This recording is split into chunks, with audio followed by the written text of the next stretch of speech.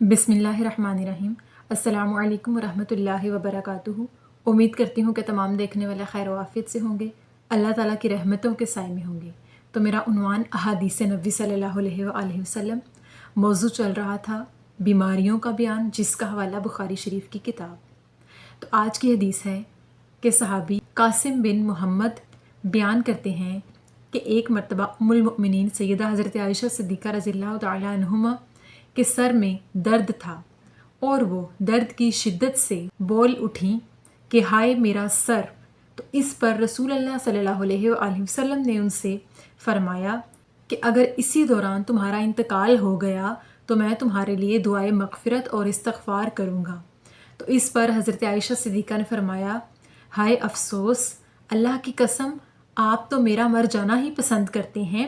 جس دن میں مر گئی آپ تو اسی دن اپنی کسی دوسری بیوی کے ہاں رات گزارنے چلے جائیں گے۔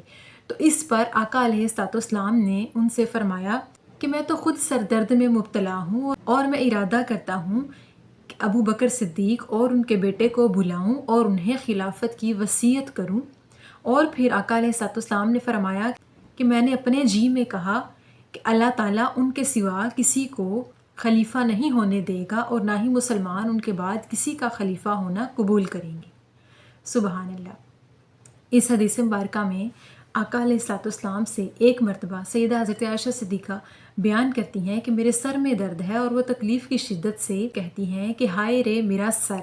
تو اس پر آقا علیہ الصلوۃ والسلام نے انہیں جواب دیتے ہوئے مذاقاً فرمایا کہ اگر تم اس دوران مر گئی تو میں تمہارے لیے دعائے مغفرت اور استغفار کروں گا۔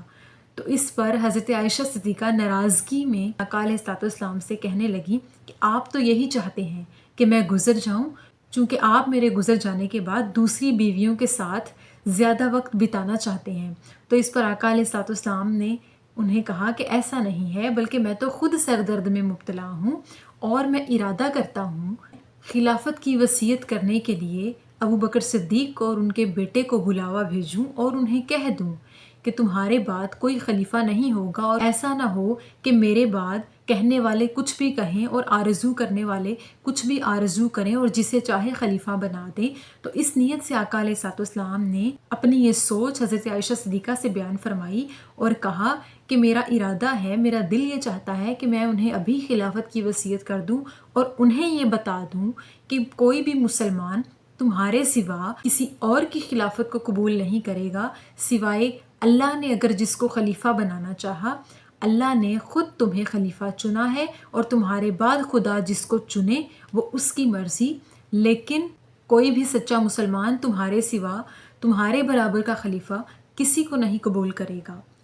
اس حدیث مبارکہ سے ثابت ہوتا ہے کہ جب بھی میاں بیوی آپس میں کسی بھی چھوٹی موٹی تکلیف یا بیماری کا اظہار کریں تو ان میں مذاق یا ناراضگی کا اظہار ہونا ایک عام بات ہے۔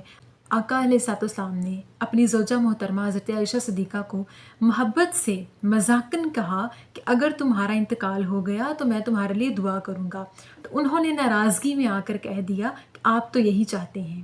تو یہ ان کا پیار تھا، ان کی محبت تھی۔ بے شک آقا علیہ الصلوۃ والسلام کی زندگی ہمارے لیے بہترین نمونہ ہے۔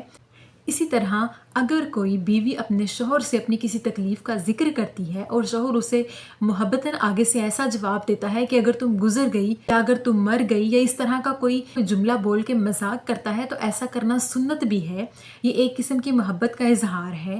اور اس پر اگر بیوی آگے سے ناراض ہو جائے یا کوئی ایسا اظہار کرے کہ آپ تو یہی چاہتے ہیں، تو یہ بھی سنت رسول اللہ صلی اللہ علیہ وآلہ وسلم ہے۔ جب بھی بیوی یا شوہر دونوں میں سے کوئی ایک بیمار ہو یا چھوٹی موٹی کسی تکلیف میں ہو تو ایک دوسرے کو چاہیے کہ بہت اچھے سے محبت اور شفقت سے ایک دوسرے کا خیال رکھیں اور سنت رسول اللہ صلی اللہ علیہ وسلم کو سمجھ کر ان کی عیادت کو محبت کے ساتھ بجا لائیں۔ اور آقا علیہ الصلوۃ والسلام نے اس حدیث کے آخر میں خلافت کی وصیت کا حضرت عائشہ سے ذکر کیا اور انہیں فرمایا کیونکہ اس دوران آقا علیہ الصلوۃ والسلام مرض وفات میں مبتلا تھے، اپنے سر میں درد کی شدت کو محسوس کرتے تھے اور اپنی زوجہ محترمہ سے اس بات کا اظہار کر رہے تھے کہ میرا دل یہ ارادہ رکھتا ہے، میں اپنے جی میں یہ سوچتا ہوں اور کہتا ہوں کہ اللہ پاک ان کے علاوہ کسی اور کو خلیفہ نہیں ہونے دے گا۔ میں چاہتا ہوں کہ انہیں اور ان کے بیٹے کو خلافت کی وصیت کر دوں، کیونکہ یہ ایسا نہ ہو کہ میرے بعد کچھ لوگ کچھ کہیں، آرزو کرنے والے کچھ بھی آرزو کریں، تو بہتر ہے کہ میری وصیت ابو بکر صدیق کے کام آئے۔ سبحان اللہ۔ تو اللہ تعالیٰ سے دعا ہے کہ اللہ پاک ہمیں کسی بھی مریض سے شفقت و محبت سے پیش آنے کی توفیق عطا فرمائے اور ہمیں آقا علیہ الصلوۃ والسلام کی تعلیمات اور احکامات پر چلنے کی توفیق عطا فرمائے۔ آمین ثم آمین۔ شکریہ۔